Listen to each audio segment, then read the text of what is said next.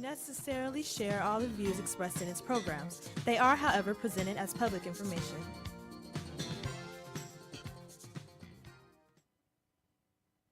Good afternoon and welcome to Second Chance. Second Chance is a weekly talk show that examines a wide range of social issues and seeks to inspire physical, emotional, social, and spiritual healing, believing that God is a God of second chances. And through faith, all things are possible.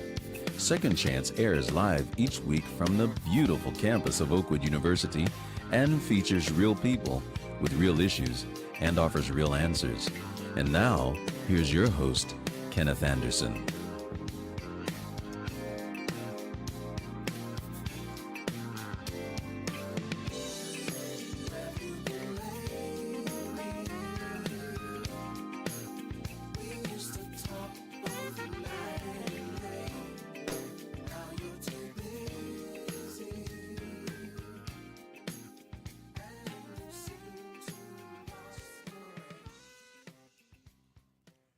Good afternoon and welcome to the Second Chance radio broadcast. Kenny Anderson, host and producer of the broadcast, with you all day long, at least for the next couple of hours as we share information and inspiration through this broadcast, Second Chance. We're in the midst of the celebration of our 33rd anniversary on this show. And as I promised you back in November, on that first week when we had that big celebration, throughout the year we're going to have some great conversations with some great guests who are going to be a part of the ongoing celebration of our 33 years on the air. I am delighted to be with you this afternoon on the second Sunday of the month of December. And even as we speak right now, we are approximately just 14 days away from the big one. The big one in this case is the Christmas holiday. Where has the year gone? It's just almost unfathomable to think that we are already at the end of another year, anticipating the start of a brand new year. And of course, it's around this time of year that I'm reminded about the many challenges that people face from time to time, because the reality is that this is not always a joyous time for people because of the many challenges that they face in their lives for any number of reasons. Joining me this afternoon is author Gwen Burton. Gwen has written a book called You Don't Know Just How I Feel, Hope for the Grieving Heart. This is a timely and relevant resource given the amount of loss related to families, communities, and our nation and the world that we have experienced, not just in this moment, but I think over the last 2.5 years or so since the pandemic hit. Gwen, welcome to the Second Chance radio broadcast this afternoon. Thank you so much, Kenny. It's good to be with you. It's good to have you this afternoon, and it's good to be able to talk about what I think is a very relevant topic, grief and loss. It's something that we all are going to face at some time in our lives for whatever reason that might happen. A lot of times people only associate it with death, but I know that you're going to be able to tell us a lot about the other ways that people experience grief and loss and how people can navigate through those very choppy waters. What is it about the holiday season that intensifies this experience for many people? Certainly. When we're dealing with grief and loss, it's difficult on any day. Any day that you're living and dealing with the loss and grief of a loved one, of a job, of a relationship, of anything, any kind of loss, it's difficult. But during the holiday season, that grief and the evidence of that loss is magnified. So when everything around us is joyous, it's joyful, it's the time of goodwill, as it were, and just celebrations and happiness, we're reminded of our loss. We're reminded of what we no longer have with us here in the earth realm. So it can be quite difficult during the holidays and during other milestone events. But certainly during the holidays. You know, that's a great point. I tell people all the time, I lost both my parents many, many years ago. I lost two sisters many, many years ago. And the fact that people are no longer there doesn't mean that their lives didn't matter and that there aren't these milestones that they experienced. You know, my parents had an anniversary, they had birthdays, they had other points of significance that are still very real and very profound. And I'm reminded about them on a regular basis. And really, the experience of grief is not something that you can deal with in an academic or intellectual way. These are really matters of the heart. And you've got to find some balance in the process, because people oftentimes will say, get over it. This too shall pass. We all get depressed from time to time. Those things I know are well intended, but sometimes they can be a little bit more harmful than they were intended. Talk to us a little bit about how people should respond to those around us who are dealing with the experience of grief and loss. Sure. When we look at grief and the support person, the person who's, the family member, the friend, the acquaintance, more often than not, their intention is to help. It's coming from a good place, from a heartfelt place. They want to see us happy. Seeing someone in pain is very difficult. But often what is meant to comfort, what is meant to uplift a person who's grieving, often is harmful. It causes more harm than it does good. So our good intentions don't necessarily land as we'd like them to. And that's because often we've had phrases, we've had cliches, we've had platitudes that have been passed down in our communities of faith, in our culture, in our community at large. And so we say things like, as you said, just get over it. We say things like, here we go, God won't put more on you than you can bear. We say things like, time heals all wounds. Time heals all pain. We say things, they're in a better place. All these things come from a good intention in most cases.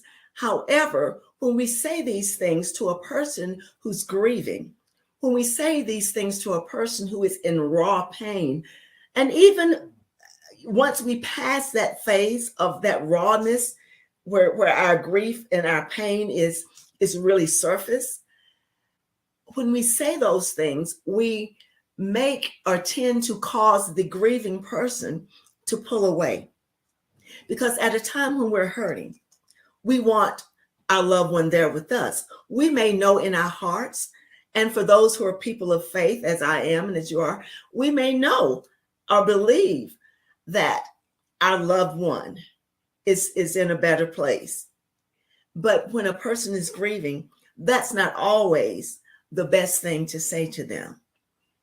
Pain, it's what we do with our pain. It's the work that we do. Pain will not disappear. Our grief, the pain of grief will not just go away on its own. It's what we do with that pain. Are we going to do our grief work? Are we going to look for resources? Do we have the ability, or have we looked at resources or someone to talk to that might help us navigate that pain and work with that pain so that we're able to move forward? So when and you made some excellent points there. I want to amplify one of those points that you made, the idea that people who do the well-intended things really have a good heart. They want to help, but they're really speaking from a point of anxiety themselves. They don't quite know what to say. And I always remind people that sometimes the best thing to say is nothing at all. Sometimes people are not looking for you to say something. People are sometimes just looking for you to be available to them if needed.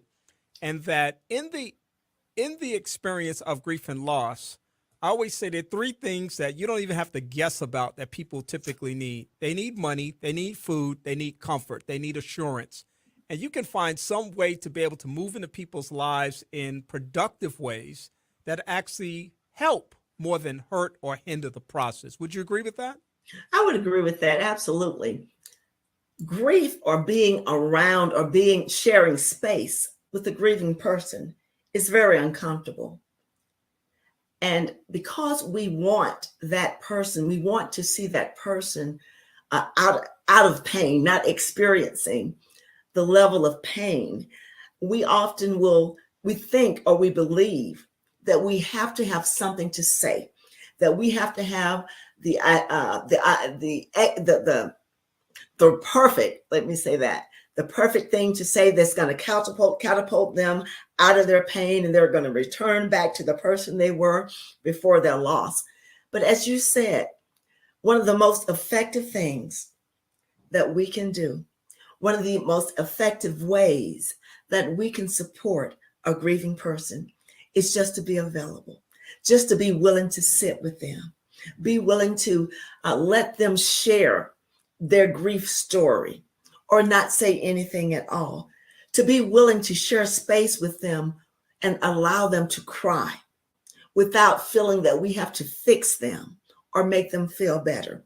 Because the reality is, more often than not, there isn't anything or very little that we can say that's going to make a grieving person, a person who's experiencing loss, feel better.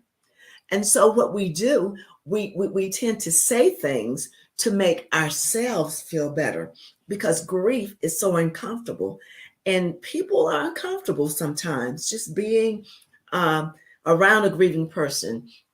They tend to believe that they're taking the excitement out of the air. They're bringing depression and gloom and those kinds of things into the atmosphere. Certainly this time of the year, when everything is festive and everyone's happy, and you want to be surrounded by people who are happy.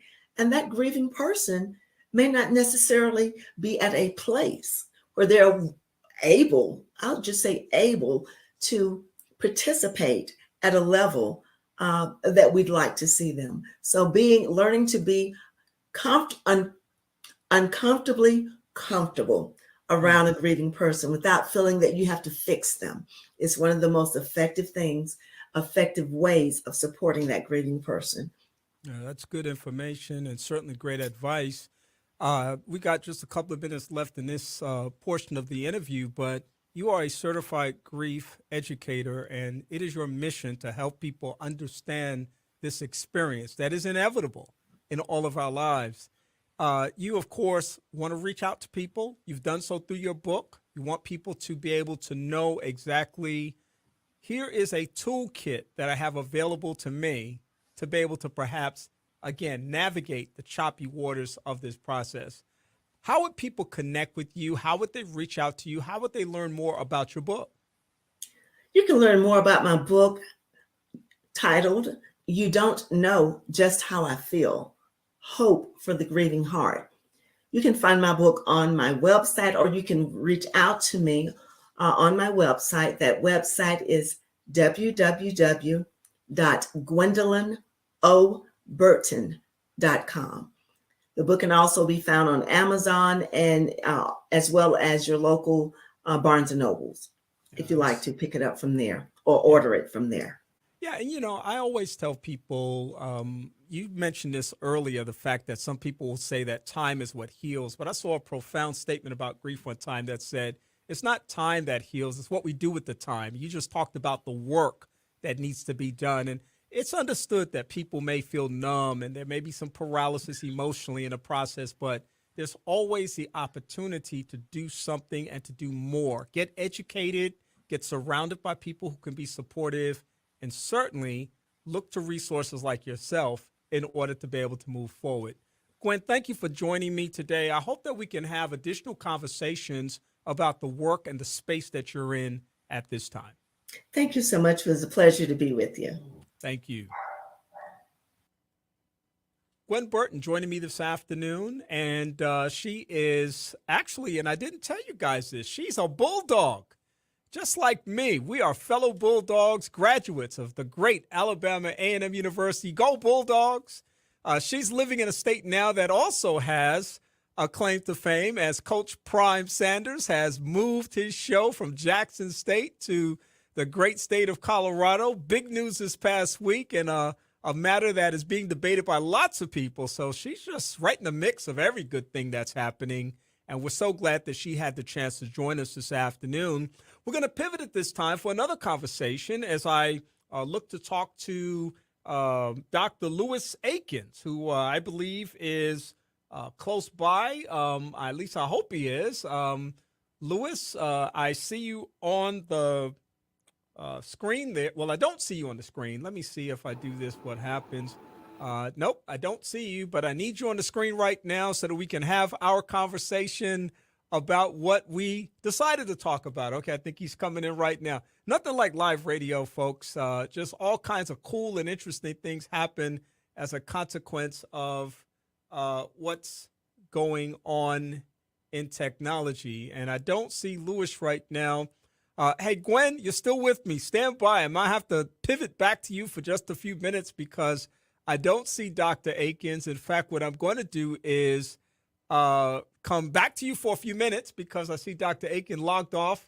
And I'm putting you on the spot in a way, but thanks for staying around because you must have known something might go down. My fellow Bulldog. Absolutely. Go Bulldogs.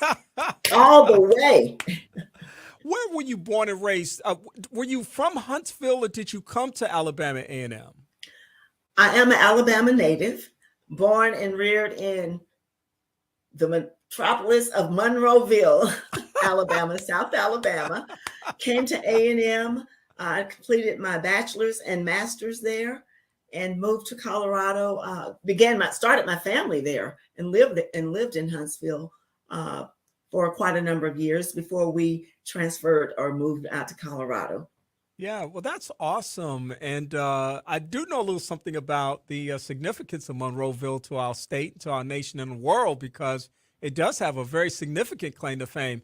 No, I'm not going to tell you what it is, folks, and I'm not going to let Gwen tell you either.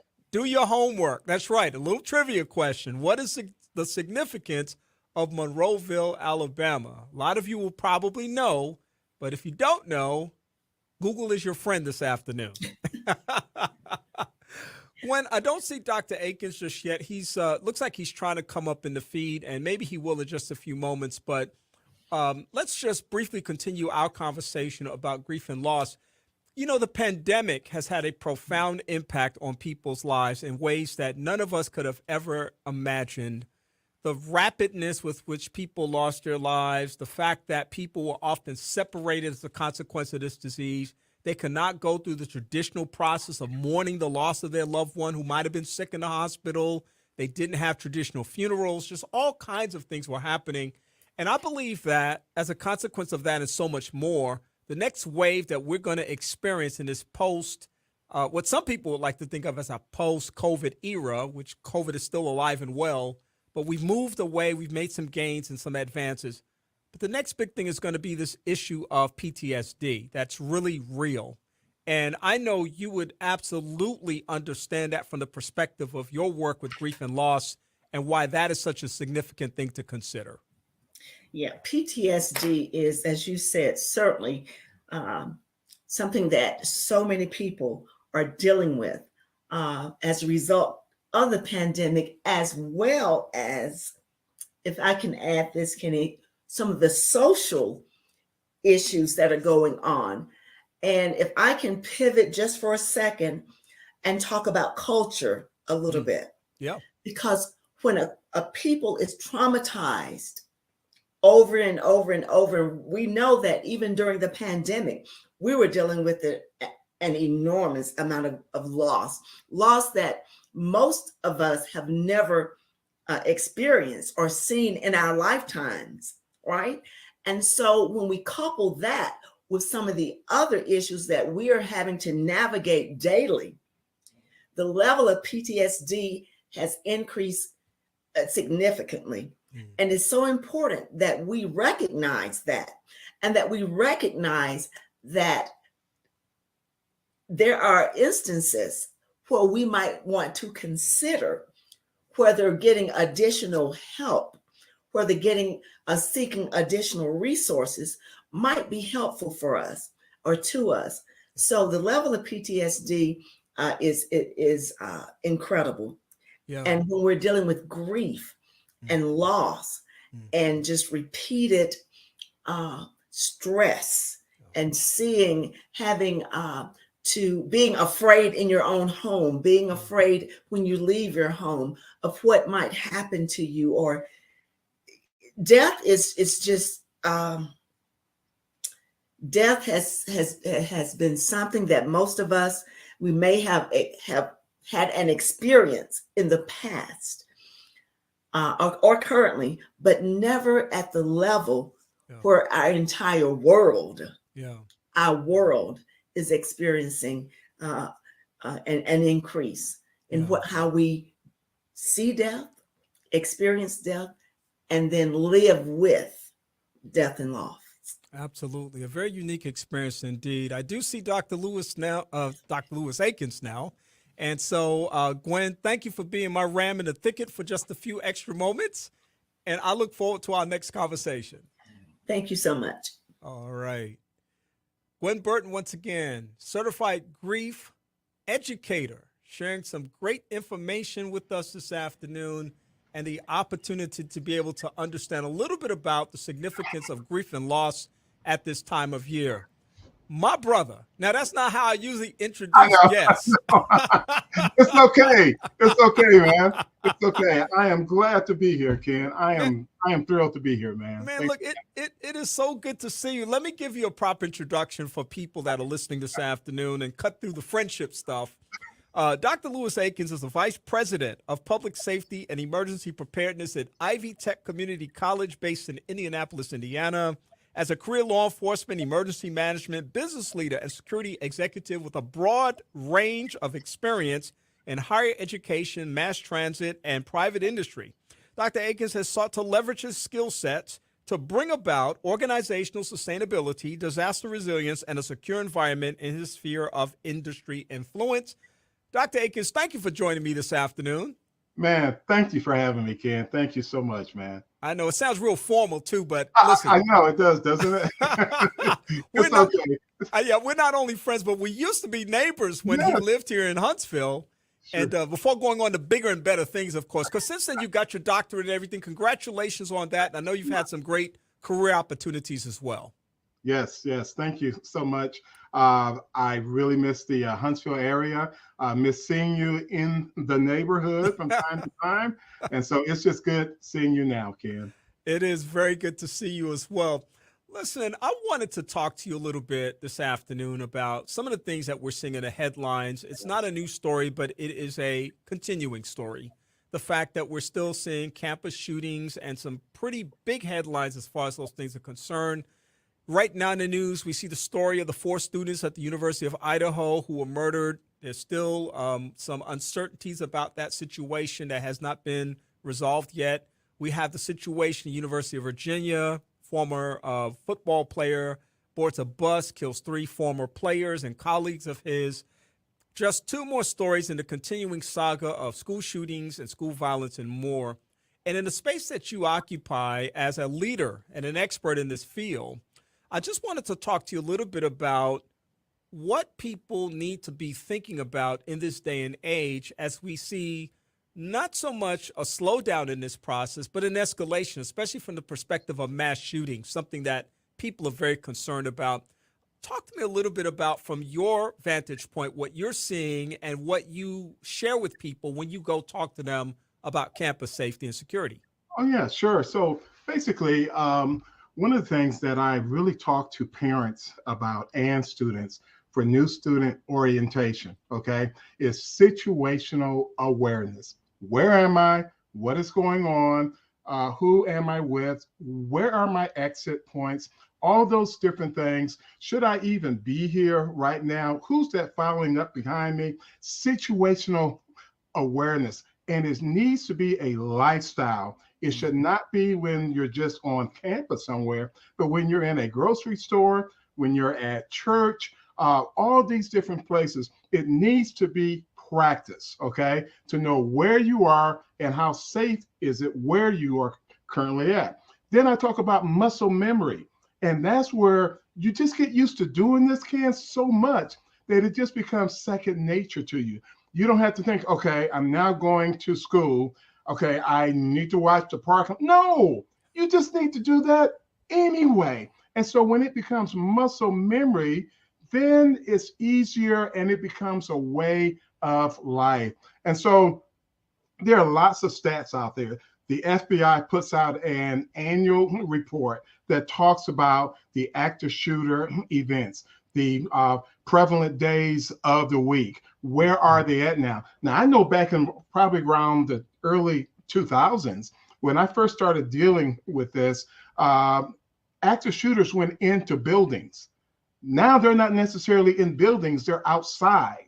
They're in open areas, concerts, all these various places. So there is no real profile of where something can happen at. There's no real profile of an active shooter. And so you have to have situational awareness and be ready to either run, hide, or fight. You know, you said that's the bread and butter as far as I'm concerned, situational awareness, because it's something that I practice and I preach at the same time. Good. And I'm always astounded at the number of people, you know, we talk about distracted driving with people who are not paying attention while they're driving. Yes. There are people distracted as they walk or shop. And I'm like, you got to be aware, like you said, who's standing near me? What aisle am I going down? What time of day is it? Who's in the parking lot? Where am I, located? And, you have to be aware of so many things. You don't have time to be distracted in that process. It really pays to invest as much energy in that moment to understand the circumstances that you're in. Absolutely. Because oftentimes when I go to a gas station or to a store, someone comes up and they want money or something. I'm not focused on that person. I'm focused that this person may be a distraction. Who else is coming up now? Okay, because this person is throwing me off in a shopping center parking lot. They lost their kitten or whatever. So when I start seeing someone coming up towards me, I start looking around because this may be a distraction. And what's important is that when you are with someone else, you need to also train them on situational awareness, like our spouses, okay? Or fellow students, all right? So if you have a roommate, then you need, kid, my wife knows where I'm going to sit in any restaurant. We go inside and she takes a seat because she knows I'm going to sit facing that door. That's the first thing. Second thing is, where is the food coming from? Not because I'm hungry, okay, which I am hungry because that's why we're there, but where the food is coming out, there is a delivery door. There is an exit there. So my wife knows that when we come in, I'm going to face the door and I'm going to see where is the food coming from. And she knows that if I say come in a certain voice, don't worry about your cell phone, just follow me out. So it's not just our own personal safety, it's the safety of others who are with us, because if she doesn't know the protocol, now I'm standing there trying to explain to her why she needs to follow me out this back door. So we really have to look at it from a holistic standpoint when it comes to campus safety and our overall personal safety. Dr. Akins, I have taken any number of self-defense courses over the years, and I just reached for my keys because I pulled them out. And this little technique of putting these two keys between your fingers as a potential, I'm not as concerned about getting in my car if I get attacked. I want to poke somebody in their eyes or in some other tender, sensitive spot. And, there are things that I think that people should pay more attention to proactively. Some of the things you're talking about for sure. I wonder if you talk a little bit about that. How engaged should people be in terms of things like the key method, the maybe carrying mace or taking a self-defense course, and certainly talking to their families? We prepare for everything. We prepare for vacations, and we prepare for school, and we prepare for all of these different experiences. We really need to be preparing for safety as well. You are absolutely right. And one of the things that I tell parents to do when they first bring their students to my school is to make sure that your student signs up for the emergency text alerts. Okay, that's again situational awareness. There is a dangerous animal outside, or there is a chemical spill, knowing what's going on. Because oftentimes the emails, your email is already in the emergency alert system, but emails go slow. So you need to have your cell phone number as an opt in, and then take safety as a personal item. as a personal safety item and not the responsibility of other people. Yes, there is some responsibility there, but you have to take ownership. If you see something, say something. If mace is allowed on your campus or at your place of work, carry the mace. When I was in Idaho, we used to go hiking up into the woods, and we were not concerned about the two-legged threats. We were concerned about the four-legged threats: moose, mountain lions, and grizzlies. And so I had my bear spray with the tab off. Okay, I wasn't going to try to. Okay, now how do I get this thing? No, I'm ready. So if you're carrying mace, be ready to use it, and use it with aggression. All right. This is one of the things we talk about with run, hide, fight. That if you can't run out and run out, or and then you may need to hide. If there's no place to hide, you may need to fight. That's where those keys come in. That's where a hot cup of coffee that you can throw in someone's face, or ice water from your water bottle, or a fire extinguisher. So now you have to be resourceful and look around to see what can you actually use for personal protection. Dr. Akins, this has been a great conversation, but I'm going to tell you this is only the beginning of a more extended conversation that I hope to have with you sometime in the very near future. You have a social media presence, you have a business as well, and security training and things of that nature. How would people reach out to you to get more information about your expertise? Well, probably they can reach out to me on LinkedIn. My name is a oddball name, so just look for Lewis Akins. It's spelled Eakins. So I'm on LinkedIn. That's really the best way of reaching me. I'll be more than glad that if you message me there, to give you my email address and cell phone. I enjoy talking to people. This is my ministry. God has blessed me with all these years of experience, and it's time for me to start giving back. Well, we're going to take you up on that for sure on this broadcast, so look out for a call very soon. Will do. Thank you so much. Thank you, sir. Have a great afternoon. You too. All right. Dr. Lewis Akins joining us this afternoon for a great conversation about campus safety and more. Got some very pragmatic tips there, and I hope that you were paying attention to that, because it is important that we take care of ourselves in those matters. I'm going to come back in just a moment with more of our broadcast. I'm Kenny Anderson. It's Second Chance, and I hope that you're having an absolutely fantastic and wonderful day. Let the words of my mouth bring you praise.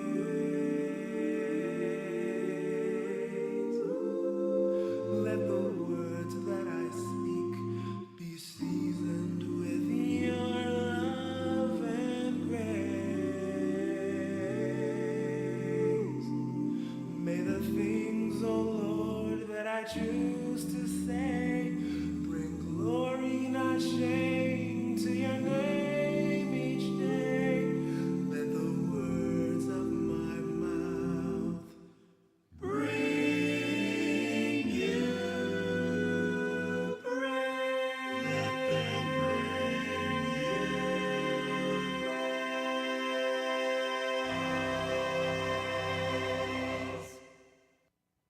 praise. Discover 2 ways to journey into the heart of the civil rights movement. In person, on a group tour, walking in the footsteps of heroes from the civil rights movement. Or you can be trained to lead travel experiences, sharing stories that changed the world. Learn about both tourism opportunities at civilrightstrailtours.com or dial 256-525-1203. WJOU is inspiring our community because of nonprofit praise business partners like civilrightstrailtours.com. Transforming lives. Transforming lives. You're listening to Second Chance with Kenneth Anderson.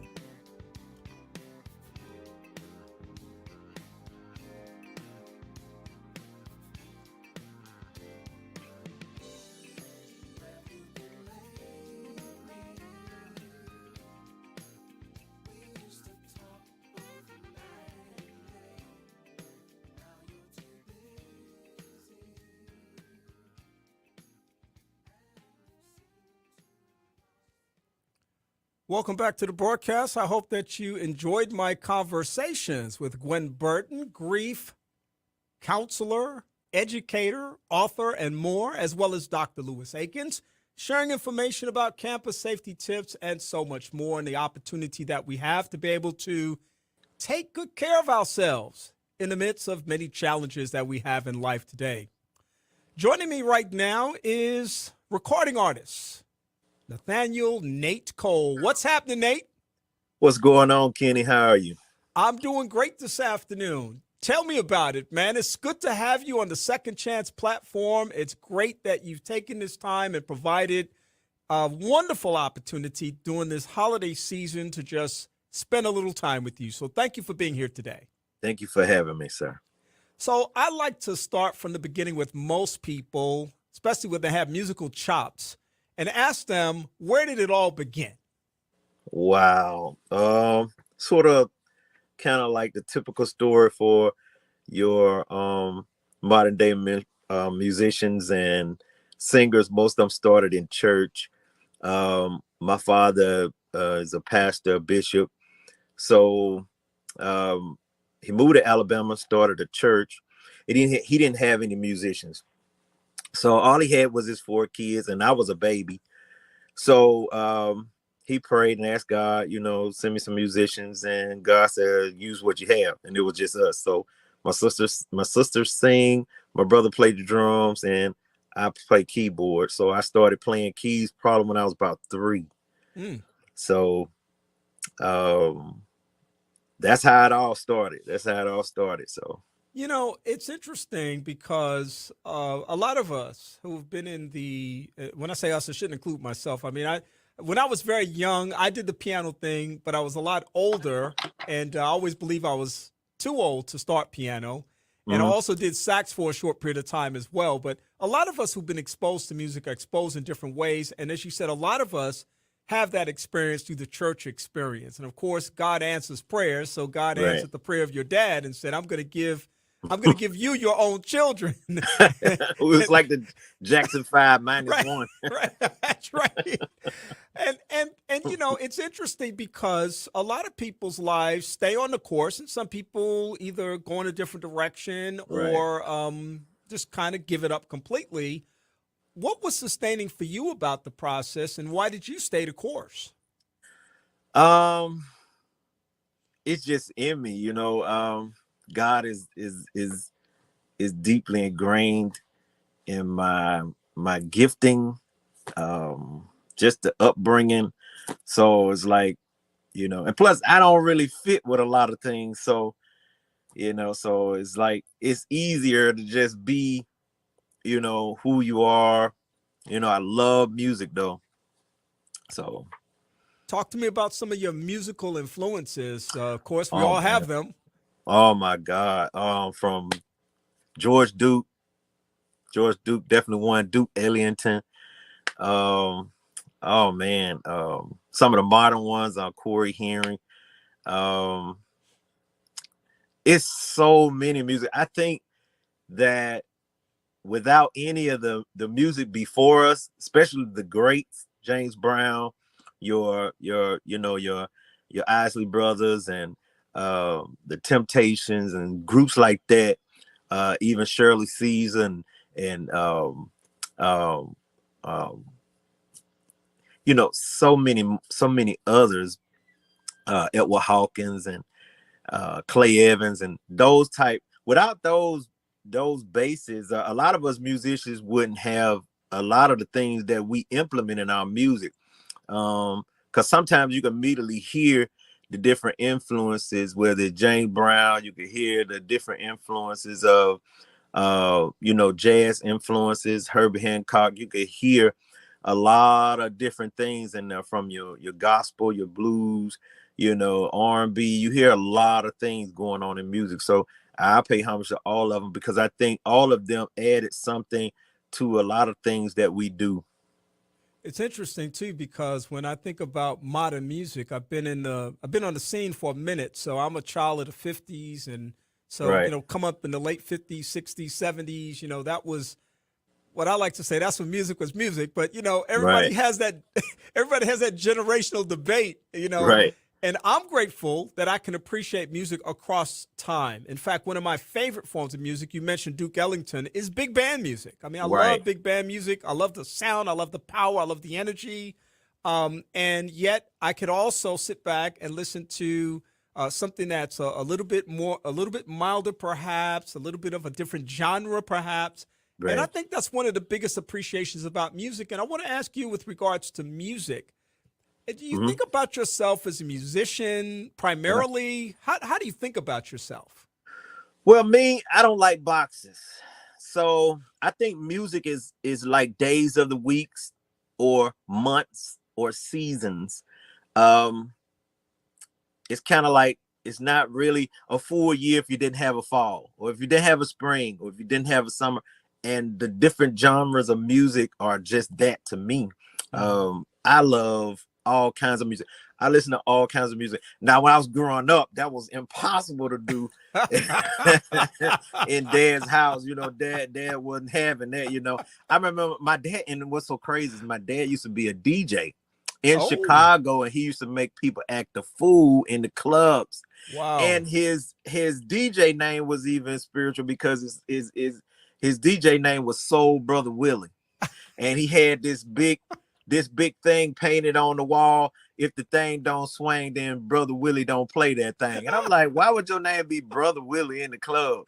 But you was bound to be a preacher. But I remember growing up, I couldn't listen to. I remember I had found a record of James Brown. I don't remember which, was it Super Bad or something. And I put the record on, and my dad heard me playing that record. He came in there and said, "We're not playing that in my house." That's a common experience. A lot of us have had that experience. But once I got my brothers turned me on to instrumental music and music. I remember my brother turned me on to Maxwell and these different artists. And like when it first came out, it was more music. It's like real music. So he turned me on to that, and like instrumental music was more of like my first love. So before I ever started trying to write songs, like a complete song, or had anything to say on anything, like I would just make tapes and tapes of just music, just instrumental music. So instrumental music definitely my first love. But some of my favorite music is probably smooth jazz.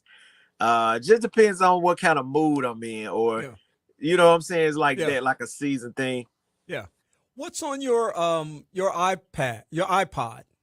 Oh, what's on my iPod? Some Brian Culbertson, some Ben Tankard, which is one of my mentors. He kind of coached me through a few things on my first one. My first CD, instrumental CD, Listen. And some of everybody on my iPad. I mean, I like it all. I even like Afro beats. I like, I'm open. I'll listen. I might not try to play some of that, country or, but I just listen. I study. When I listen to music, I'm really listening to how it's produced, the different changes they did, the different sounds they did. Like, cause I'm a producer also, so I'm listening to very technical things. How it's mixed, different effects, the melody, how is it played, so it's a lot of things I'm listening to. As a songwriter, oftentimes you hear songwriters talking about the process and what influences them, what inspires them, what directs them to do what they do, and how they put it together. Do you have a process that and think about as a clear process when you're writing, or you just kind of move in the direction that you're drawn towards? Sometimes I have a focal point. Sometimes I'm inspired by a rhythm. I mean, I wrote this whole song from this drum beat. It's just, I don't know, something about the beat. And it was just like 8 bars. It was, a measure. And I said, I'm gonna write a song. And the name of the song is The Best Day of My Life. I ain't gonna say which artist we trying to get to sing this song, the picture to, but me and my cousin working on some things. And my process really is anything. So I'm trying to be more open toward the process. Okay, I went to Miami. I was in Miami for about a week or so, and being on the beach, I started writing stuff that was like gave you that beach, like let the top down, drinking out of coconuts, on an island. Yeah, and I got this one tune that I'm probably gonna send to you. It's called Ocean on My Mind. Oh. And when you hear it, it's just that, oh, I'm on vacation type thing. It's got that vacation-y thing going. But anything can inspire me, man. Like, it could be some of the smallest things. And once my mind get to turning, I just try to run with that idea. I've had multiple conversations with musicians, vocalists, and others who have shared their pandemic experiences and what that experience was like when the pandemic hit, and how, many people had to put the brakes on. But I've talked to so many people who've pivoted into spaces that they found to be quite remarkable, creative, innovative, and imaginative. Can you share a little bit about what that journey has been like for you over the past couple of years? Well, I have been writing. I'm sitting on probably 4 albums with at least 12 to 14 songs on each one. Wow. So, yeah, I'm sitting on a lot of material. Yeah. My experience as far as the pandemic was just me writing, really trying to focus on creating, getting into really expressing myself musically, because with being a preacher kid and a minister and all that, coming from that background, a lot of times you don't have that expressive freedom. You know what I'm saying? Like, it's a box, so it's got to sound like this, to be gospel or to be the message. But I've really been trying to get into freeing myself as far as expressing myself, how I feel, whether I say anything or not, or whether I play it. And the goal is to make you feel something, to make you feel some kind of way. When you hear it, you kind of can feel what I'm saying, even though I didn't say anything. You know what I'm saying? So, and that's pretty tough to do. So, but that's what I've really been getting into as far as writing, and just trying to convey the feeling. When you first hear the first few melodies, it totally puts you somewhere, or it's carrying something. Talk about the experience of performing live, which I always think is just one of the most extraordinary experiences around, as a person who sat many audiences watching the magic take place on the stage. Share a little bit about what is that experience like for you? It's nothing like it. Like, I had a chance to perform with a band Saturday night at a birthday party in Livingston. It was awesome. We had never even played together. And I had a friend of mine, Bobby, shout out to Bobby Miller, who played bass and lead. He all over the net doing his thing. And I told him I was in town. He was like, yo, I want you to sit in with us. We got this gig. And so I went down there and played keys with him. And man, we was just vibing. But to play live, it's just, unimaginable freedom.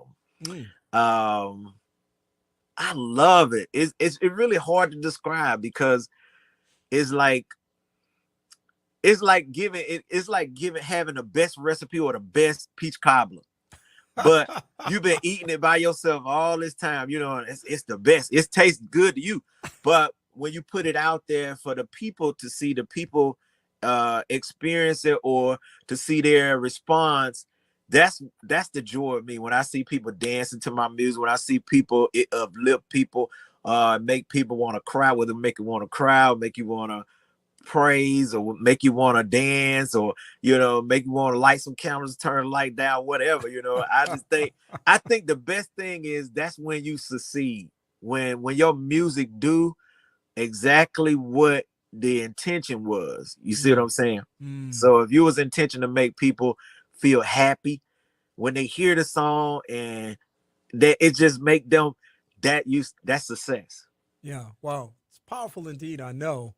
I want to ask you about the holiday season because for me, oftentimes when the public sees performers, entertainers, and others, they kind of attribute to them and ascribe to them a certain lifestyle. So they see them in the industry doing a particular thing. And there are a lot of people that kind of think it's a one speed thing. That's what you do. Right. They don't think about family. They don't think about education. They don't think about all the other kinds of things that might be a part of a person's experience. And of course, family is one of those things. Right. The holidays is a time for families. Just went through the Thanksgiving holiday. We got the Christmas holiday in front of us. What does the holiday season mean to you at this point in your life? It's just a good time, family time, time of giving, time of celebration. So many things that the holiday mean to me. Like being home, we always cook, sweet potato pie for Thanksgiving, and that's like a once a year thing, you know what I'm saying? So it's like I gotta have my pie, you know what I'm saying? And Christmas is just like, being away from family is just not quite the same, So if you have sisters, brothers, any living parents or uncles, cousins, people you love, good friends, who are like relatives, I think you should really enjoy them and spend time with them and create new memories. So that's what Christmas means to me. Yeah, and on the point of new memories, I was just talking with somebody a little bit early in the broadcast today about grief and loss and how this is a time of transition for a lot of people that they don't exactly embrace the holiday season as warmly as some other people do because it's a hole in their heart. We understand that. Right. And having been a person who lost both my parents, two of my sisters, I know that over the years, I've been very blessed to be able to work towards creating new traditions. I think that's so important. And even though I now have a family of my own, I honor my parents every year. I honor the memory of my sisters. It's important to kind of not just forget about where we've been, but also in the moment, as you said, think about reflectively, what new traditions might I get involved in? I know for some people, it's like you mentioned, giving, being a part of the community, getting reconnected to their faith group, whatever it might be. This is just a really, really, I think, interesting time of year because it also sits right in front of the transition to the new year, where a lot of people are now going to start making resolutions and saying, 2023, I'm going to be a better person in this area and that area. And it's just a fascinating time of year. Yes, it is. I think one of the things that could help someone who's struggling with, all of the good memories from someone who's passed on is what you just said, finding someone that you love and cherish, consider family, whether they, like I said, whether they be a good friend or uncle, cousin, sister, brother, and create, take that opportunity to create a new memory. Not to overshadow what was, but to create something new to smile about. You know what I'm saying? So much going on in the world, and we really had to fight to keep our morale up, keep our, mind together, keep, a good attitude and keep, smiling, so much to be sad about. So, yeah. It's never too late, as I just mentioned, to start thinking about the upcoming year. And it's also never really the best thing to get too far ahead of ourselves. But surely you've got some things that you're thinking about for 2023. And maybe you can give us a little taste of some of your thinking about what might happen for you in 2023. 2023 for me will be a year where I am going to do a music dump. I am going to dump some music in 2023. Like it's my last year. You know what I'm saying? A lot of times with me, I have been waiting on this and waiting on that and study building. I think when I came to visit my father, I think a few months ago, and since then I've done a whole nother album. Wow. Yeah, like I've done another 14 songs. Wow. So, you know what I'm saying? So I need to and I know everybody telling me, my good friend Mark Abrams was telling me, Mark Adams was telling me to, find one song and drop that song, Nate. Not 3, not 10, one song, but it's hard, man, because like the catalog is getting stacked up, and you need to get something going. So I expect to just, really, really put my foot in music again. So I'm looking forward to that. Yeah, well, it sounds like a pretty exciting year for you. And of course, we get to be the beneficiaries of supporting that effort by tuning in and listening in, and of course, embracing the great gift that you share with the world through your music. And Right. of course, you have the opportunity to do that on a regular basis and let people know exactly how they can connect to you.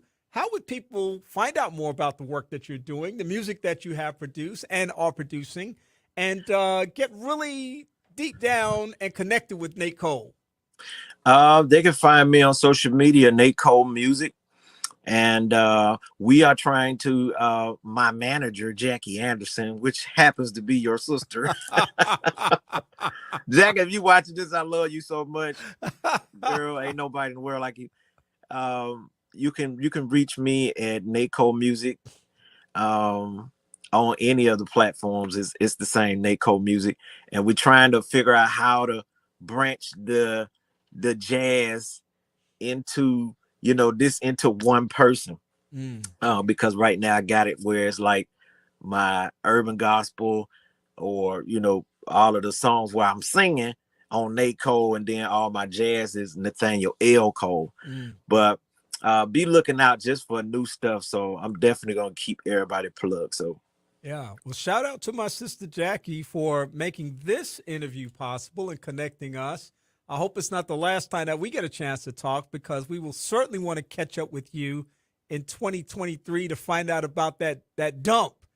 it's gonna be tough. It's gonna be a bunch of music. Boom, boom, boom, boom, dropping them on. Hey, Nate, it's been great talking to you, man. I hope that you have a great holiday season, and until we meet again, Yes, take sir. care of yourself. All right. Thanks a lot for the interview.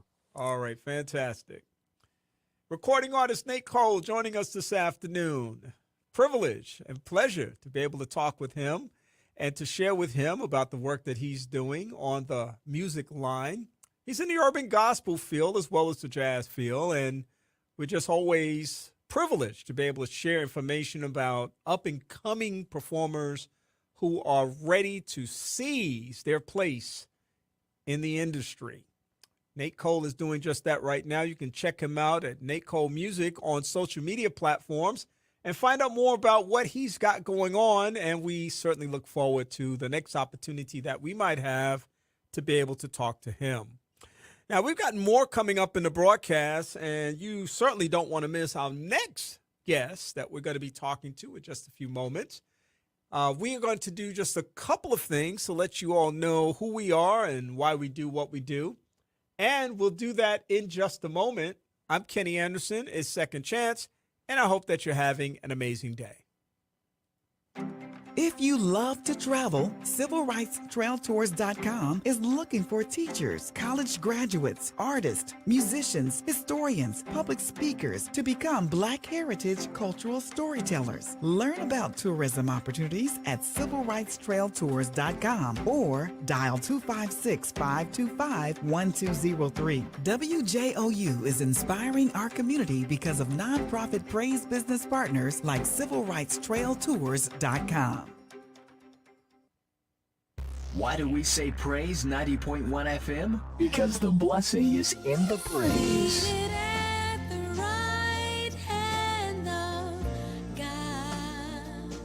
He is our Savior. Thank you, Lord. Thank you, Lord. Everything you've done for me. You've been kind. So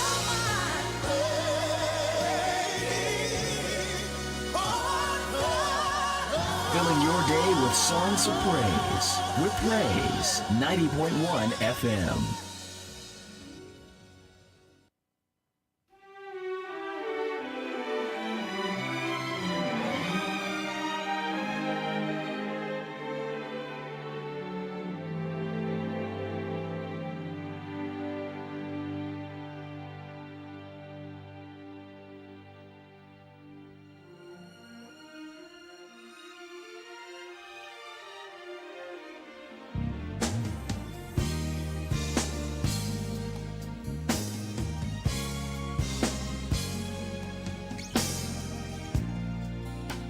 Sometimes, when you're by yourself, you need to know that someone cares.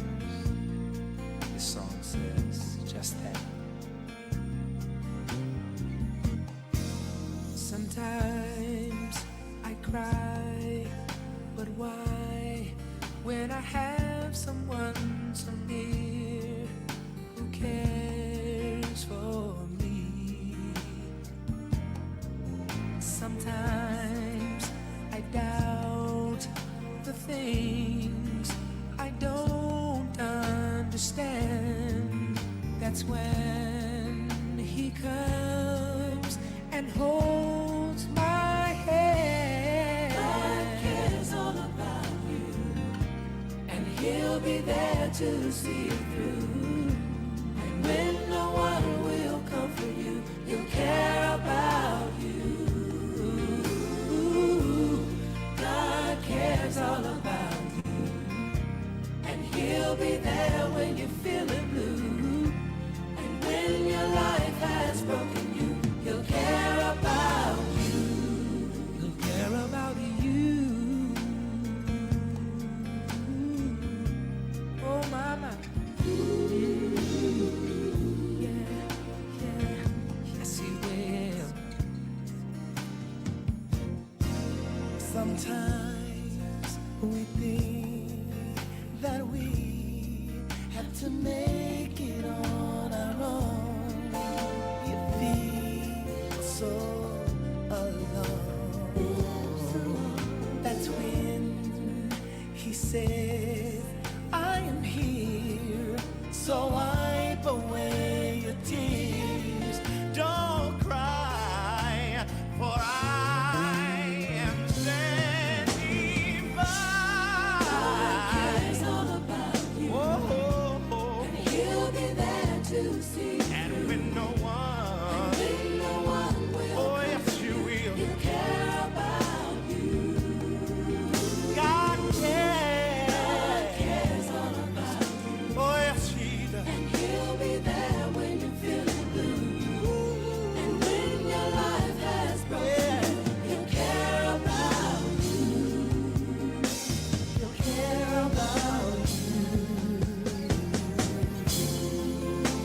When your life is tossed and driven like an angry sea, he said, frighten not yourself. You said, believe in me.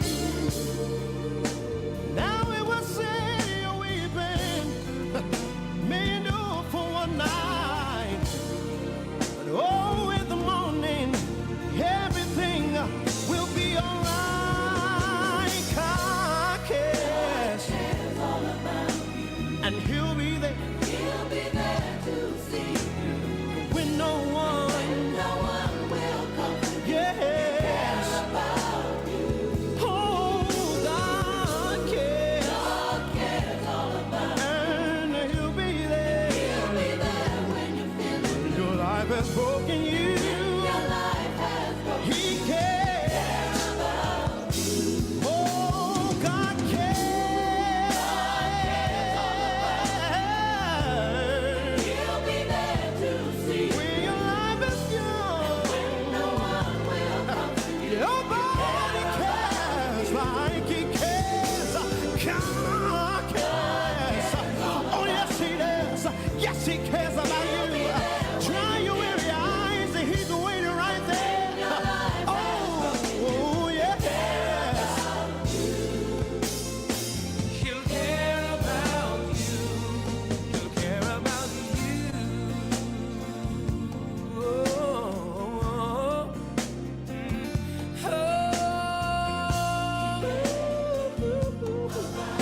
yeah. He cares about the grass that grows across. He cares about the flowers that bloom in spring.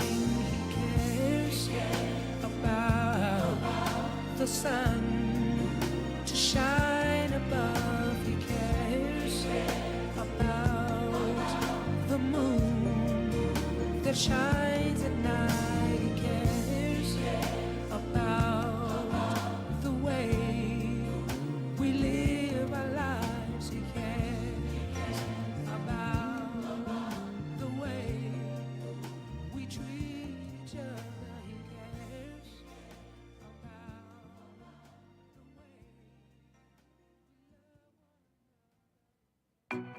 Discover 2 ways to journey into the heart of the civil rights movement. In person, on a group tour, walking in the footsteps of heroes from the civil rights movement. Or you can be trained to lead travel experiences, sharing stories that changed the world. Learn about both tourism opportunities at civilrightstrailtours.com or dial 256-525-1203. WJOU is inspiring our community because of nonprofit praise business partners like civilrightstrailtours.com.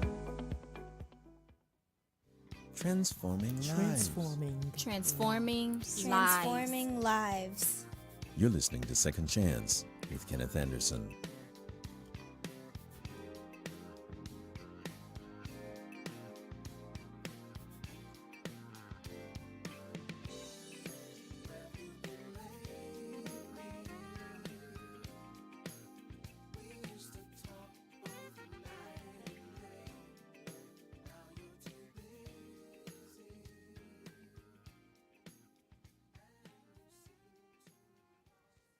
Welcome back to the broadcast. I'm Kenny Anderson. The show is Second Chance in its 33rd year right here at WJOU 90.1 FM.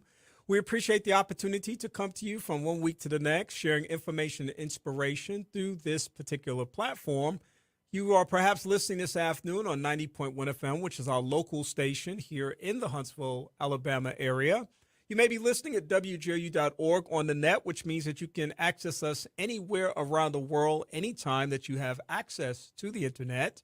And you may be listening to our live stream and watching our live stream on the Praise 90.1 FM Facebook page or the Praise 90.1 FM YouTube page. And of course, I share that on my channels, which is the Second Chance Facebook page and the Kenny Anderson page on Facebook. So lots of different touch points that you can check out the show live and see exactly what's going on in the studio with my guests. I had another guest that I was anticipating to interview at this time. This guest is Chris Jasper.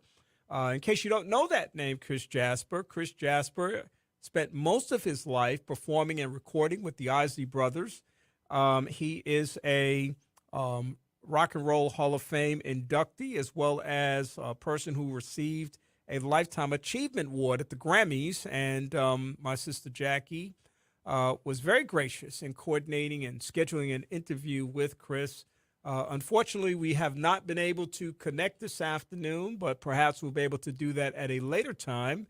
And so what I'm going to do until my very next guest comes on, which will be in a very short time, is I'm going to just play a little music for you this afternoon. And it's a possibility that I may replay one of my favorite segments on the broadcast, Second Chance. I hope that you enjoy. This is kind of what I'm feeling this afternoon, the weight of the world, the many challenges and experiences that people are going through. We need to ask God to cover each and every one of us. Cover Me by Anthony Wiggum.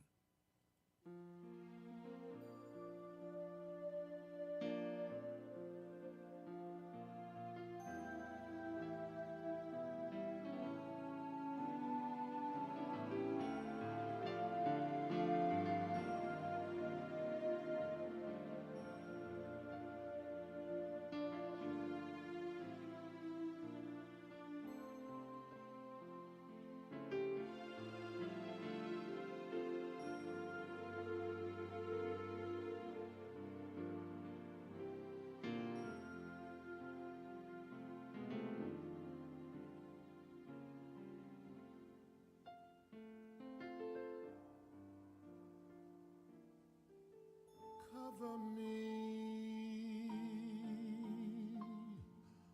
oh Lord, with righteousness.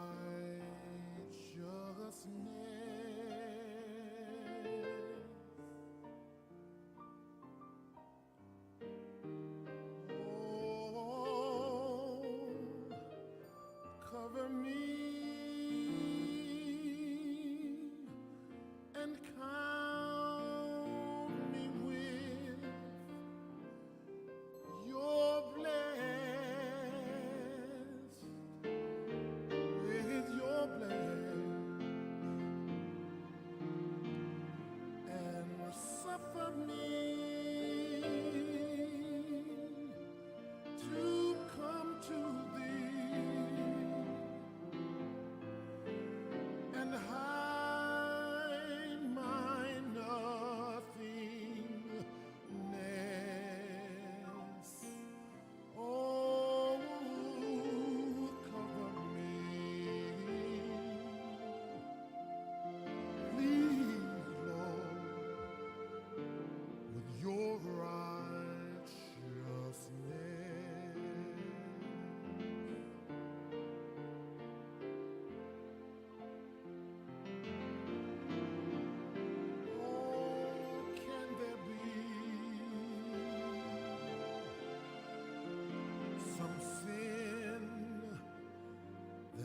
might not confess.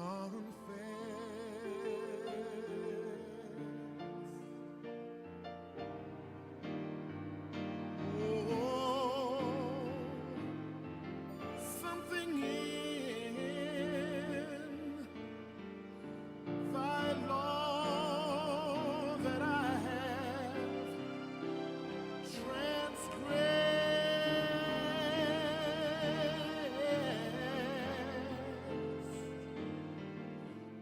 Oh, let me be forgiven, please, Lord, and count me with your blessed. Oh, cover me, please, please, please, Lord, with your righteousness.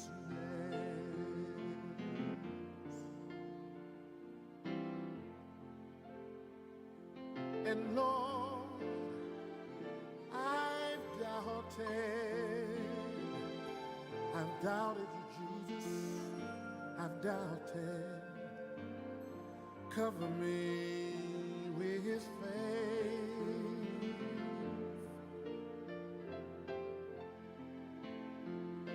And Lord, I have hated, Lord, I've even hated. Cover me with your love, with your sweet holy love.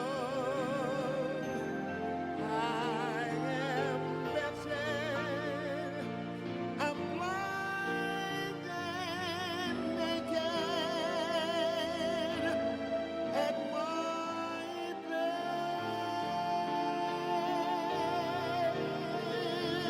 But Lord, won't you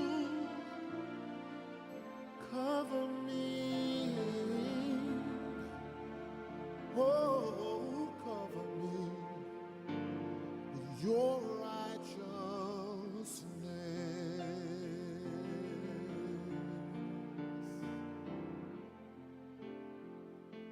And Lord, I've doubted you, Jesus, I've doubted. Cover me with his faith.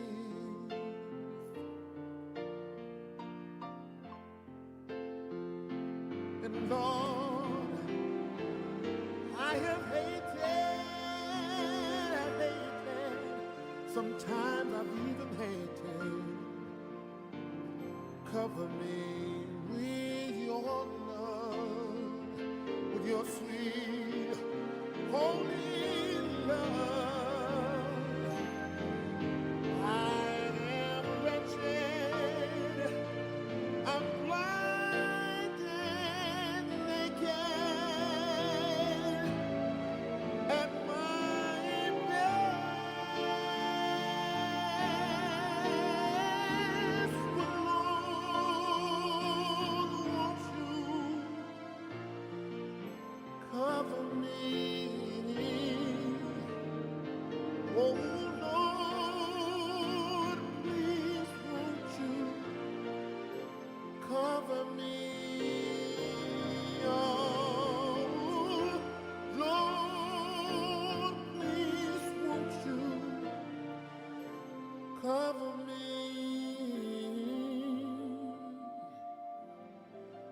Cover me with your righteousness.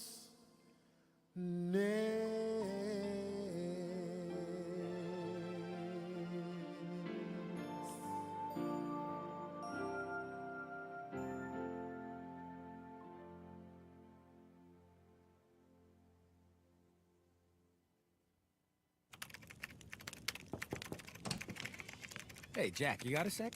Yeah, sure, come on in. Yeah, I was wondering if you... Jack, your hair's on fire. Yeah, I know. I just need to finish this sales report, and then I'll probably, I don't know, let me lie down for a bit. But I'm sure it'll go away. But the flames are getting bigger. Shouldn't I...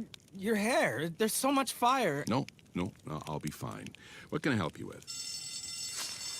Oh, dear. Well, at least we know the sprinkler system works. You wouldn't ignore this, so why ignore the signs of a stroke? If you or someone you know suddenly experiences numbness of the face, arm, or leg, or sudden trouble speaking, seeing, or walking, don't wait to get help. Call 911 right away, because time lost is brain lost. To find out more, visit www.strokeassociation.org or call 1-888-4STROKE. This message brought to you by the American Stroke Association and the Ad Council. You know that the ice cream scoop has the power to make a child smile, and that by slowing us down, the traffic light can keep us going. You know that the golf tee brings friends together, that the mailbox keeps them connected. You know that the cataract laser helps you look to the future, while the pacemaker ensures that there's a future to be seen. You know that the lawnmower, the clothes dryer, and the elevator make life easier, that the blood bank makes life possible. You know that these things we count on every day started as ideas. But did you know all these ideas came from the minds of African Americans? Support minority education today so we don't miss out on the next big idea tomorrow. The United Negro College Fund. A mind is a terrible thing to waste. Please visit uncf.org or call 1-800-332-UNCF. Brought to you by UNCF and the Ad Council. Transforming lives. You're listening to Second Chance with Kenneth Anderson.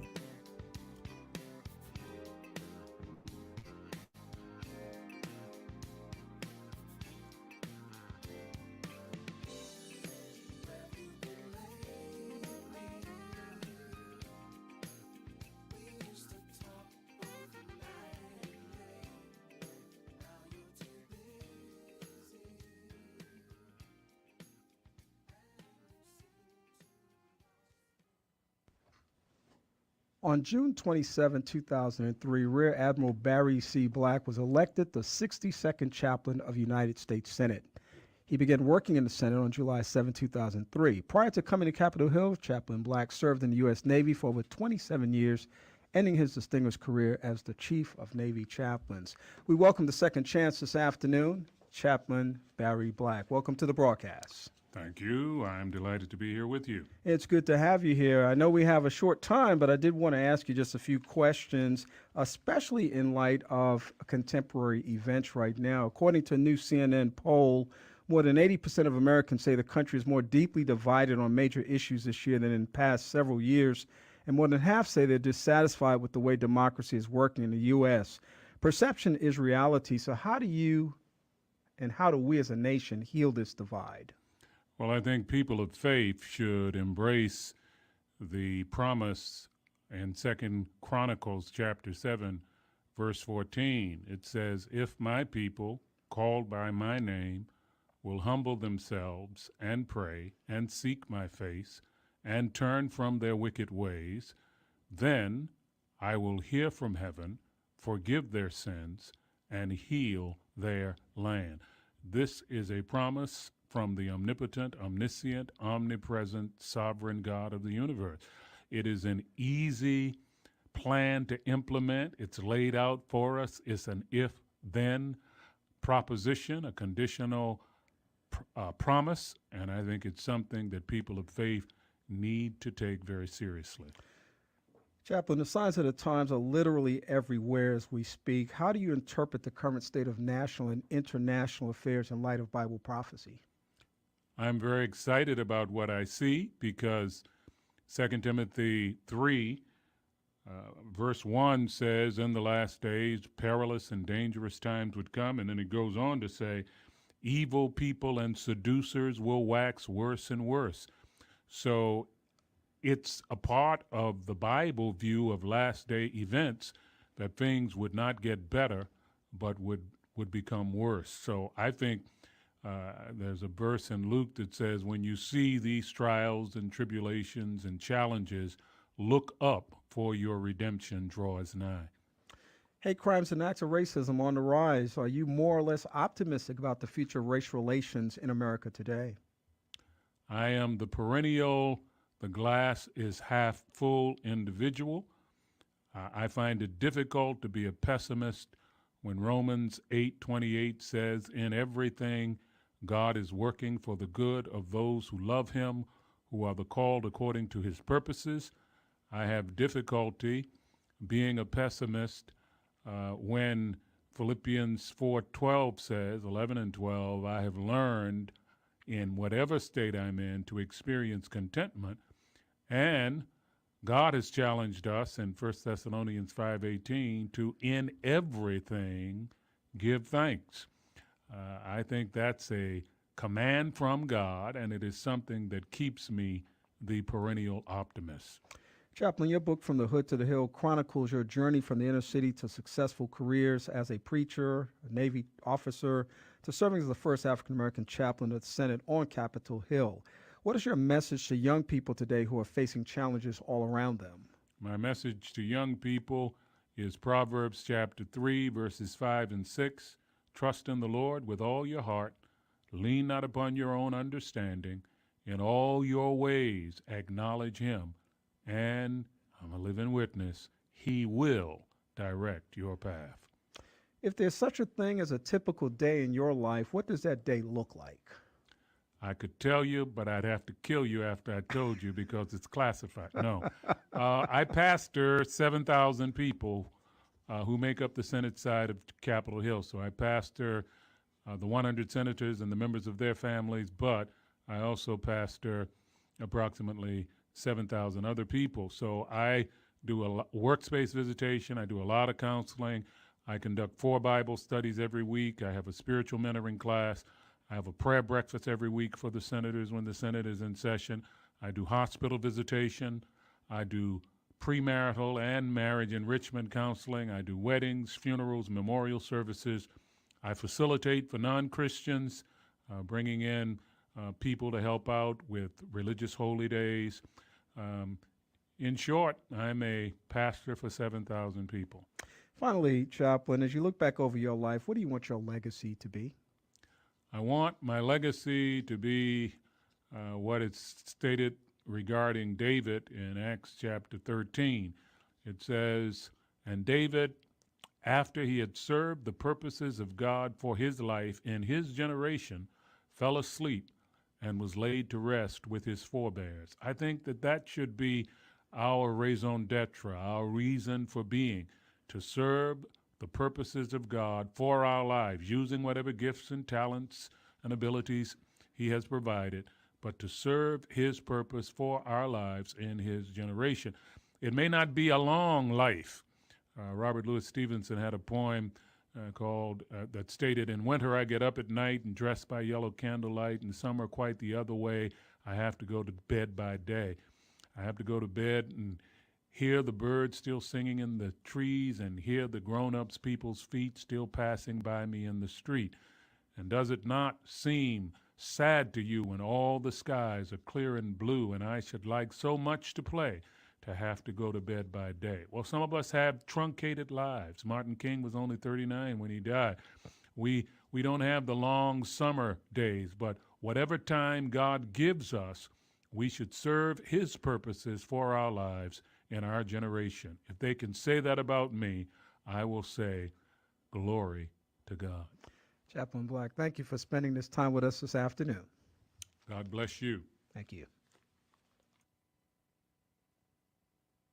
Just as I am without one plea,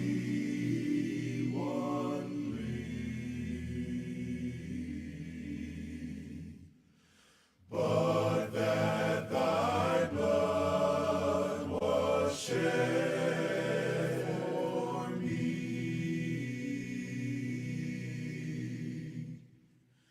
and that thou bidst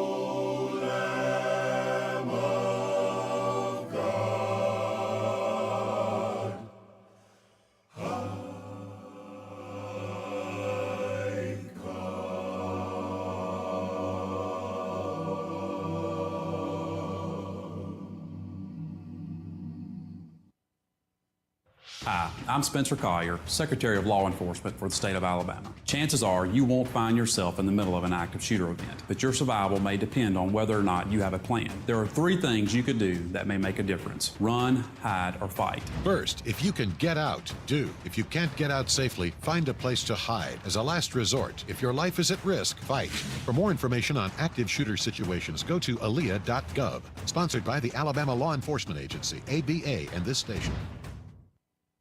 When is the best time to talk to your family about staying in touch during a disaster? When floodwaters reach your door? When wildfires are engulfing the edge of your neighborhood? Or an earthquake is destroying buildings? Or is the best time perhaps today?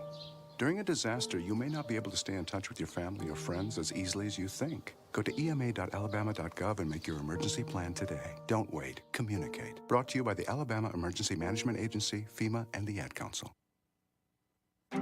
If you love to travel, CivilRightsTrailTours.com is looking for teachers, college graduates, artists, musicians, historians, public speakers to become Black heritage cultural storytellers. Learn about tourism opportunities at CivilRightsTrailTours.com or dial 256-525-1203. WJOU is inspiring our community because of nonprofit praise business partners like CivilRightsTrailTours.com.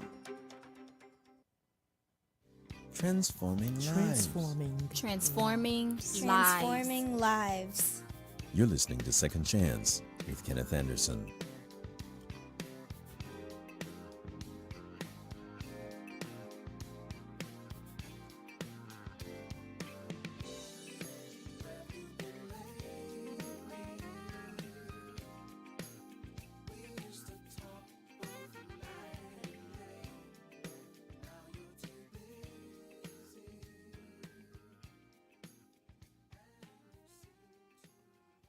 Welcome back to the broadcast. I hope that you have been enjoying everything that we've had to offer to you this afternoon, and we're kind of mixing it up over the last 30 minutes of show, sharing a little music with you, as well as providing you with an opportunity to hear a replay of an interview that I did with Chaplain Barry Black a few years ago, but still reigns supreme because not much has changed in the tremendous amount of inspiration that was shared in just 6.5 short minutes, which is pretty remarkable.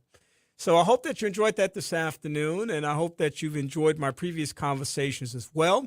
I am currently anticipating a conversation with another guest who, as soon as I see them in the green room, we're going to bring them into the conversation right now. But in the meantime, I hope that everyone is having a good day today. We're just about, as I said earlier, in the broadcast, about 14 days away from the big one. That is Christmas 2022. And I hope that you are getting ready. We started our conversation this afternoon noting that a lot of people are not in the emotional space that others are who are in a celebratory mood, in a festive mood during the holiday season, that this is oftentimes a very difficult and challenging time for people in terms of experiencing life.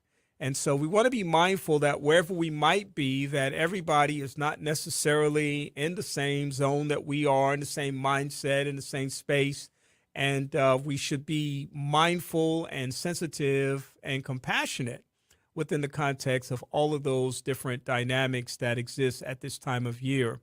A lot of people confronting grief and loss, not just through death, but sometimes it's moving from one location to the next. Sometimes it's the loss of a pet. Sometimes it's the deployment of a military service person. Sometimes it's just something related to a hospitalization or some other kind of thing that's going on in a person's life. But all of these things can be very challenging for people at this time of year, so that people may not quite experience the holiday season the way everyone else might experience it. So whereas I'm running around feeling pretty good about this time of year, I'm one of those people that actually enjoys the Christmas season, in spite of the fact that I've had some pretty significant losses in my life. As we talked about in the first half of the segment, is that it's important to find new ways to honor the holiday season. And one of the best ways you can do that is by bringing the memories of your loved ones along in whatever way you choose to do that.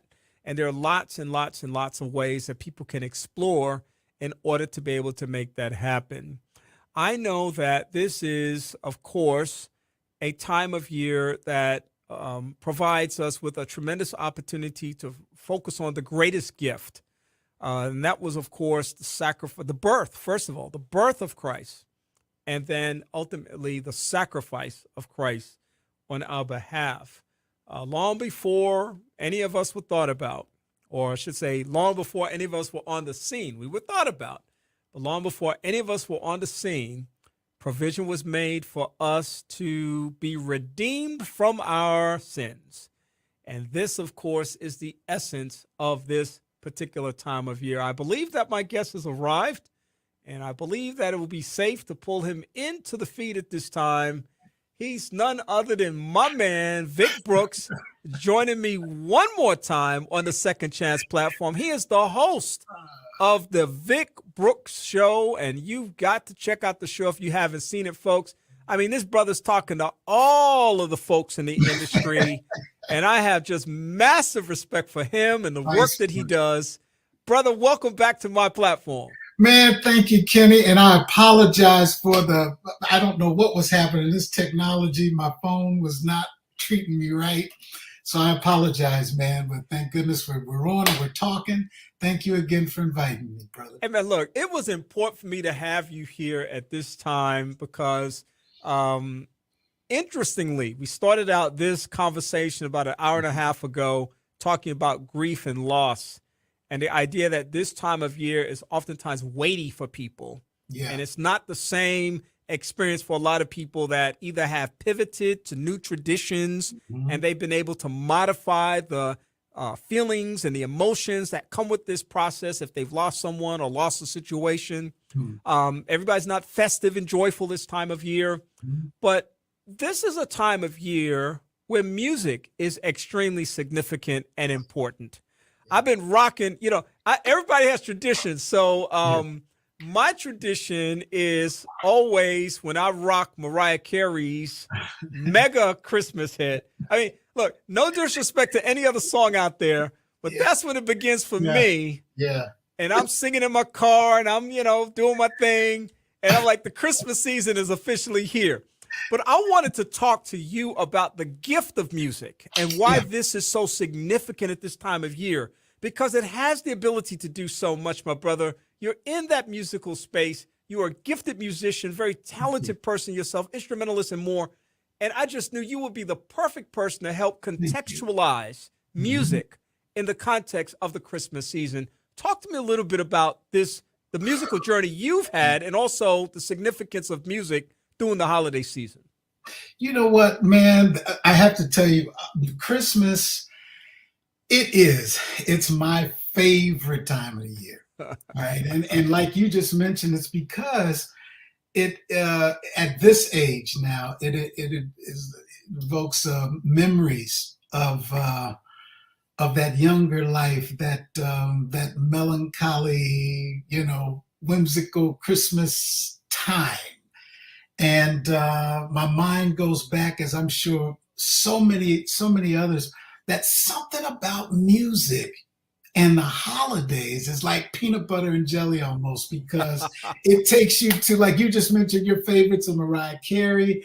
Oh man, I was just thinking too, mine is definitely Andy Williams and Nat King Cole, whatever mom and dad had, to stack there. And because of the classic pops, and then we could go to the gospel grace. Jesus, oh, what a wonderful child. His name is Jesus, so holy, meek and mild, And then when we were at church, and then we got the Temptations and their Silent Night, all of those things make Christmas to Victor. And I believe, brother, that music is important because of just that.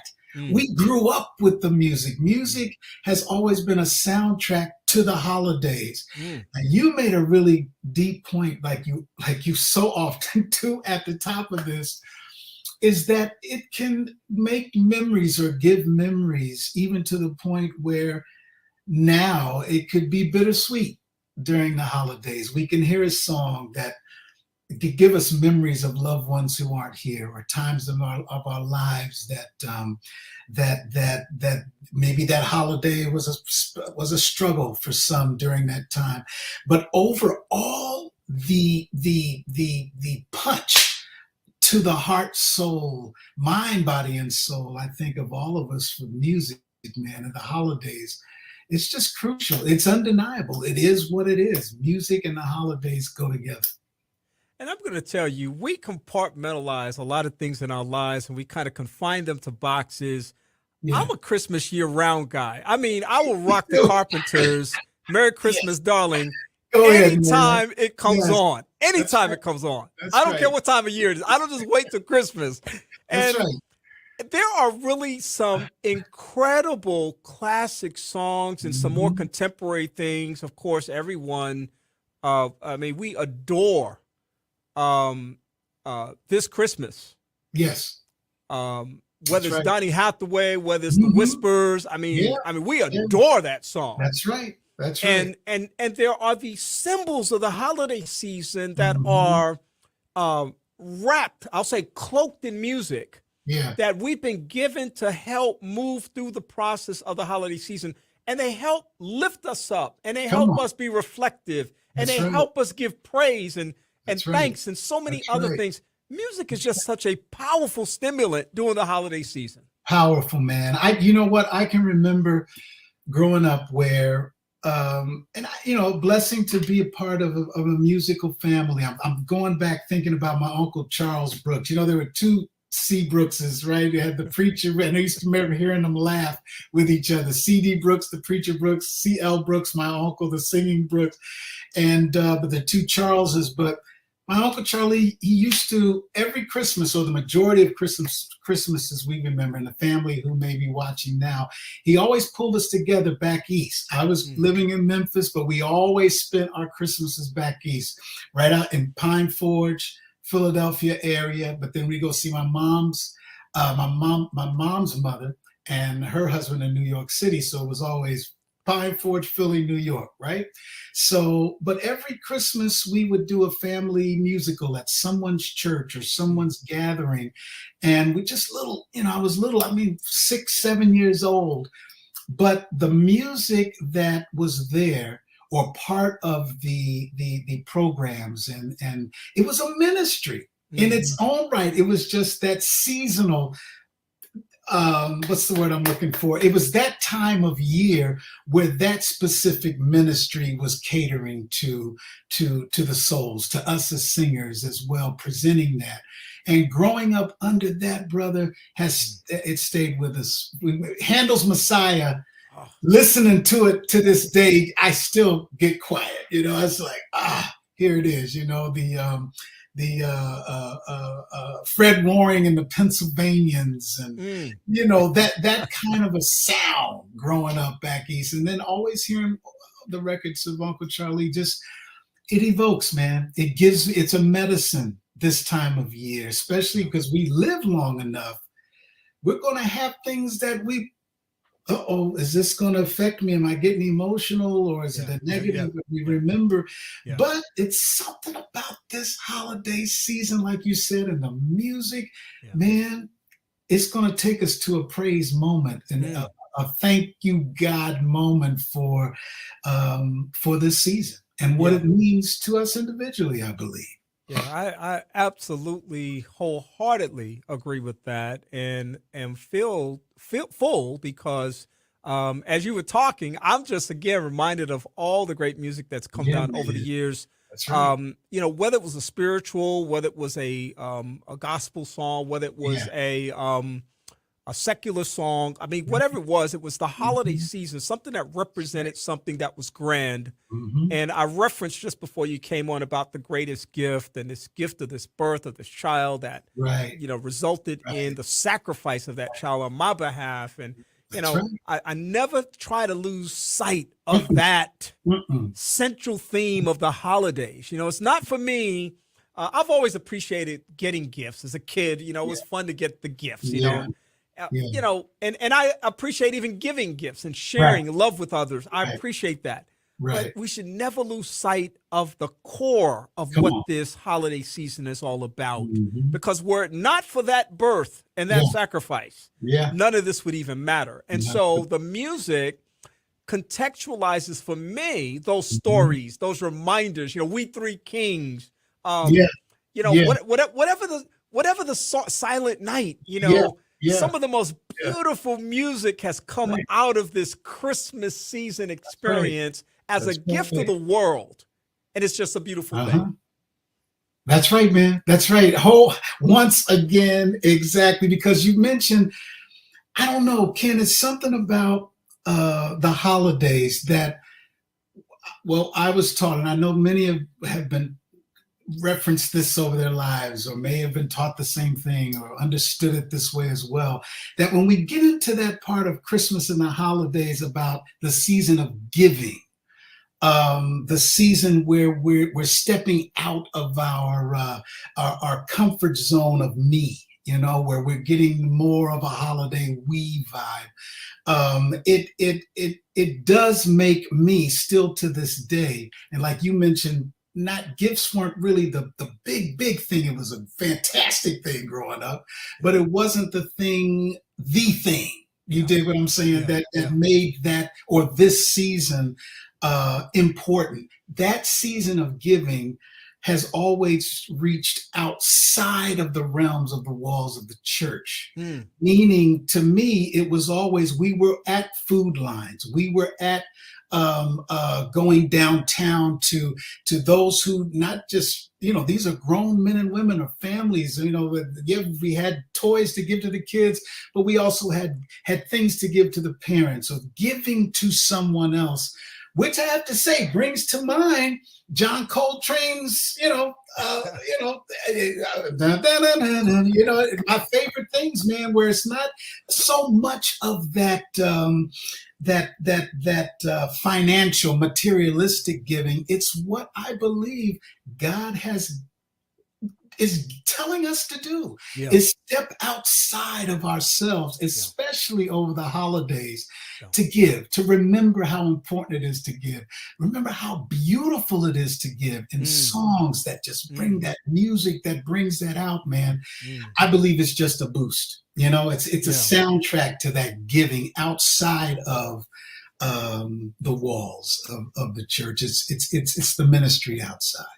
Yeah, and you know, you mentioned the Messiah earlier. We know the traditional Messiah, but of course, we have that brilliant, that brilliant reimagining. That's right. Of the Messiah through none other than Mervyn Warren. Mervyn Warren. That's right, brother. What a work of art. That there, man, is another. It's a holiday classic. The arrangements, the songs, the put together. It's Mervyn up and down. And once again, those of us who know and respect and understand where he is coming from and still is, as far as the arrangements, the structure, the right chord to hit your soul, you know? So I wish you on that, man. It's going to be a classic forever. Yeah, oh yeah, no doubt. No doubt. So I'm going to put you on the spot, because I do this every holiday season with guests. I tell me, give me your top 5 Christmas songs of all time. It's impossible to do, but you're gonna give me 5. Okay. All right. Look at me going to my pen here. Now I'm getting up. All right. Remember this. Wait, is this like off the top of your head? No thinking. You just got to go for it. That's what I prefer. All right. Andy Williams. It's the most wonderful time of the year. Of course, Nat King Cole, Christmas song. Temptation, Silent Night. James Brown, Santa Claus Come to the Ghetto, and Jesus, Oh, What a Wonderful Child. Oh, and I just remembered that those are my top 5. Okay. All right. Yeah. That's good. No, that's good. And you know, the reason I said it's impossible to do, because I could turn right back around and say, Vic, give me another 5. You give me another 5. That's right. That's just the 5 that I could, you know. And you know what's crazy about that too? I've had 3 or 4 people on the show at the same time and asked them that question. Yeah. And as those 3 or 4 people would start naming things, the rest of us would be, oh yeah, that's right, that one. Oh yeah, that one. I mean, reminding us about how great the music is during this time of year. You can't pick 5 and just let it go with that. You can't let it go, man. You can't. I mean, what are the holidays without music? I can't fathom. I just can't. I can't. Some type of music. This is the time of the year where you find yourself just humming something, or just a melody comes to mind, or just something about the holidays and a melody or a groove or a song chord or a thought. That's right. I just can't. I can't fathom holidays without music at all. That's right. That's right. And of course, I grew up in the great New York City, so I was surrounded by great venues that had great music opportunities that were, I'm going to say, more informal, like going to Rockefeller Plaza, the skating rink, and things of that nature. That's right. Just being in a department stores, just being in spaces where the music was playing, you'd find yourself feeling good just to be in that moment because the music just felt good and reminded you about something. And for me, in so many ways, it connected me to my childhood and my youth, which was a very joyous time for me. And just remembered the times getting together with my family. And everybody knows Christmas is traditionally a family time. My parents, rest in peace. I remember this was the one time of year after I moved to Huntsville back around in 1980. I would go home once a year. And that once a year was always Christmas time. Yeah. And I did that probably for about 12 to 15 years. And I can't tell you how excited I was to hit the road, drive that 1,000 miles from Huntsville to New York City. Yes. Pull up on the alternate side parking. Come on, man. And walk upstairs because I was too excited. I left my luggage in the car, too excited to be there. Walk upstairs, knock on that door. They're my parents, and the smell of the season was there. You took it right out of my head. That's right. That's right. And you see stuff spread everywhere. You want to start sampling stuff, but out of respect, you kind of back off a little bit. That's right. That's the holidays. That's Christmas, man. Man. And you just took me to a thought too when you mentioned New York. I remember when I literally first smelled a chestnut roasting on an open fire. It was in Manhattan, right in the Radio City Music Hall. I was only like 10 years old. We would walk around and that's it. And I remember, what is that? And the dad said, boy, that's a chestnut. Come here. You know what I'm saying? And the guy had it right there on the stand, And from now, I was just in New York a couple of weeks ago, and it was the pre thing, but they still had some cats doing their thing on the the open fire. Right. That came back. I felt 10 years old again, like you just said. Yeah. Which is the holidays. You just described it so perfect, brother. The smells of the house. Can't wait to get out the car, Right. Oh, you can see this is my favorite time of the year. Yeah. Bro. Oh yeah. This oh is yeah. it. Oh yeah. Yeah. Clearly it is. Yeah. And in talking about a couple of transitions take place in our lives, of course. We get older, so I don't want toys anymore if you're going to give me a gift. And also we lose loved ones. So we talk about creating new traditions and, speaking to something you said that was very important, where we show up during the holiday season, whether it's, I've been a bell ringer for the Salvation Army for a few hours at Christmas time. Yes. So I wanted to just have that experience of being out there supporting a cause. I've gone to food kitchens and soup lines and supported people with feeding people during the holiday season. Yeah. My parents are no longer here. Two of my sisters are no longer here, but I'm here and I have their memories that I can bring forward with me in the present moment. Yeah. And I really believe that I honor their lives by doing this kind of service in the community. It's so meaningful for me at the holiday season. I'm so other-centered most of the times anyway. If you start asking me what I want for Christmas, with all due respect, I'm going to say I don't really need anything. And I don't. I got you. If you want to do something, that's fine. But if you want me to kind of sit there and kind of think through, okay, what do I need? I just feel so fortunate. I feel so blessed. And I feel so much like I've been given so much that I want to give to someone else, whatever that is, my time, my resources, my attention, whatever that thing might be. Right. And for some people, the thing that they get is music. So we have caroling that goes on during this time, and groups of people gather together and visit in neighborhoods. People go visit people who have had transition in their life and sit down with them and spend a little time and fellowship with people during this time. There are all kind of ways to create new traditions. And that's really the message I think that I want to leave with people today, that wherever you might be in this continuum of life, that there are opportunities to be able to experience it in ways that can be productive and beneficial outside of oneself. Come on, brother. Exactly, brother. And you're bringing it right back to where, I can remember Christmas time. I'm going to say it was mandatory around the house. Mom, Dad, me, Chris, and Julie. Okay, yes. And my grandparents were actually living, my father's parents were living with us during that time of a young age growing up as well. But it was mandatory to pack blessing bags. It was mandatory to, there was a pastor at that time. They do certain things, at the church, but then outside of the church, he had relationships with what we called back in the day, first day churches, and different, but there was still a social community of believers. This is what the holiday season is about. What you just said was so perfect, brother, because that's still, like I mentioned before, ingrained in me. Holiday season is a time of giving. We must step outside of our box, I believe, to show the respect of the season, especially those of us who are grown, who grew up and are a part of the church. I don't care if you're whatever religion, whatever basis, if you are a believer, I really believe that a core of what it is that we have to give is to give.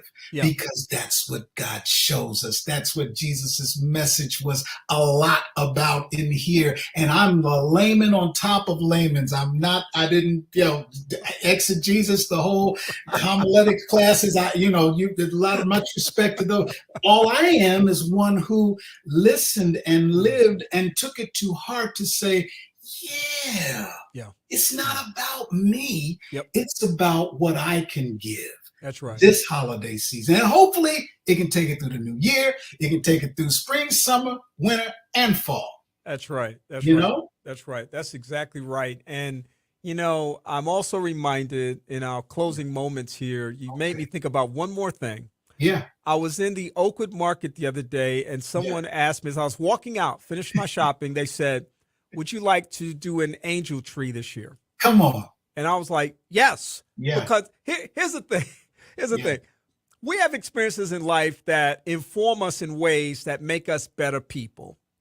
And so I have, I tell people all the time, some people know this, some people don't, but for 10 years after the Million Man March in 1995, I did prison ministry at Limestone Correctional Facility as well as the Huntsville City Jail. And I heard the call of Minister Farrakhan that day, that I separated from everything else that so many people were making controversial. Oh, that's Farrakhan's thing. I don't know why you're going to that and stuff like that. I heard his call that day. And among the many things he said that day on the positive tip, he said that a whole lot of you are going to go back into your communities and Black and brown people who look like you are incarcerated. Come on. Somebody needs to minister to those people. Somebody needs to speak to those people. And I felt this overwhelming thing come over me that day that made me make that commitment for the next 10 years. And I got really, really acquainted with Angel Tree and why that matters for children whose parents are incarcerated. And imagine myself being that child who has lost their parent and been separated from their parent because of incarceration. And I said, I will always commit myself to Angel Tree. So here I am walking out of the store, minding my own business, I thought, and somebody says, sir, would you like to contribute to Angel Tree this year? I said, yes, give it to me. They're like, well, do you know about it? Yes. And Phyllis said, I got it. Yes. Bring it back on this day. Yes. It's like I didn't need no whole script because I have been engaged in the ministry of people for so many years. And I hope that people listening this afternoon will find a way to move into the life of someone else in whatever way you choose to, whatever way you're led to, because that's the reason for the season. Right on, brother. Right on. All I need to say is right on. Because that's it. That's it. We must give. And we can't forget, I believe, that the loved ones who we do have here with us and are blessed to have yet another Christmas season. Hug them. Love them. If there's some strain right there, hey, we humans, we forgive. We do the best we can to do what we can. That's who we have here with us. Yeah. Love them. Be together. Laugh. There's something you can laugh about. Yeah. With someone that you may, even in your own family, that there may be a strain. All I'm saying is, man, if it's no other time of year to count some blessings, holiday season is, because you made it another 12. Woo. We made it another 12, y'all. That's it. Man, look, when a lot of us showed up on January 1st, it was not a given. But if we're here right now, it is a blessing indeed. So come on, Ken. Man, Vic, listen, I could talk to you all day long, but I know you're a busy person. Look, I know you're a busy person. You got some things to do. Vic Brooks, the Vic Brooks Show, the Positivity Posse. Yes. Let people know how they can get connected. If there's nothing else you do during the holiday season other than get yourself a healthy dose of positivity. Thank you, Vic, man. tell them how they can do it. Man, right now, like I said, we're on our way restructuring our whole program. We're about to dedicate fully to YouTube. Go to YouTube, the Victor Brooks Show YouTube channel. Over 65 episodes are up and running at this time. We have 15 more that are being edited and will be up within the next couple of months. And we have yet of some more incredible interviews yet to be done that are right now ready to be scheduled to be done. Join us. Come and get that dose of positivity, especially during the holidays. If you have some time, like Kenny said, go to the YouTube channel. You can still see us on the Victor Brooks Show Facebook page as well.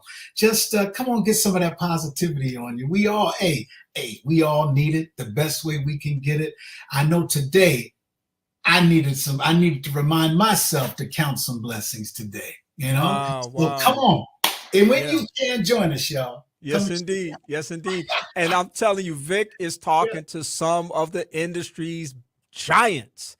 Right Just on. recently had a dope interview with the Whispers. Thank you, man. That was a powerful experience. And thank you for arranging that with your team and sharing that with the world, man. You're making it happen, brother, and I love you, and I will always support what you're doing. Nice. We've been real for years, man, and let's just keep it rolling. Right on, Ken. Much love and much respect, man. Thank you, brother. Happy holidays to you, man, and all the other stuff. That's right. Take care, man. Second Chance Radio. Take care, bro. You got it, brother. All right.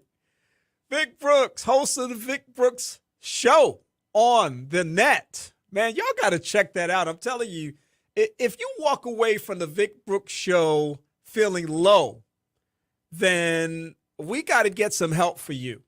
It's almost impossible to feel down when you get done with the Vic Brooks Show. It is an elevator. It will lift you up. It will cause you to feel something that you might not be feeling. It'll certainly make you feel better than you may have started when you started listening to the information that he had to share. Vic Brooks and the Positivity Posse. Check him out on YouTube. I'm going to come back in just a moment to thank my guests who joined me today and also let you know a little bit about what's coming up on next week. I'm Kenny Anderson. It's Second Chance. I hope that you're having an amazing day. Perhaps you have some ideas, comments, or suggestions that you would like to share. Or perhaps you'd like to be a guest on the broadcast. We'd love to hear from you. Please feel free to email Kenny Anderson at mxlife@aol.com, or you can like us on the Second Chance Facebook page. That's 2ND Chance. And now, back to more of Second Chance with Kenny Anderson.